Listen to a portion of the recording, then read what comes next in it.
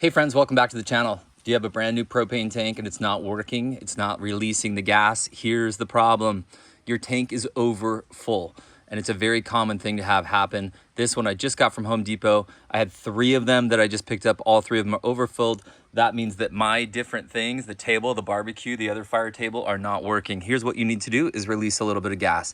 Make sure that you bring it outside, well-ventilated area. Make sure there's no sparks. You're not smoking a cigarette, nothing that could possibly cause this flammable liquid to catch on fire. So here's what you're gonna do. There's a pressure relief valve right here.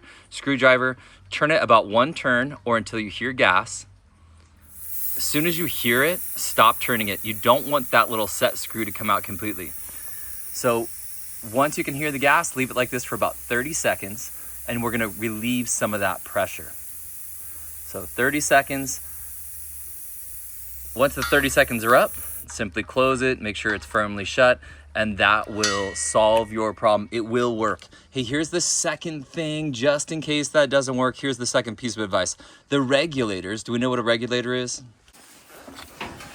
The regulator is this device right here. These on the modern ones are so safe that they don't work correctly.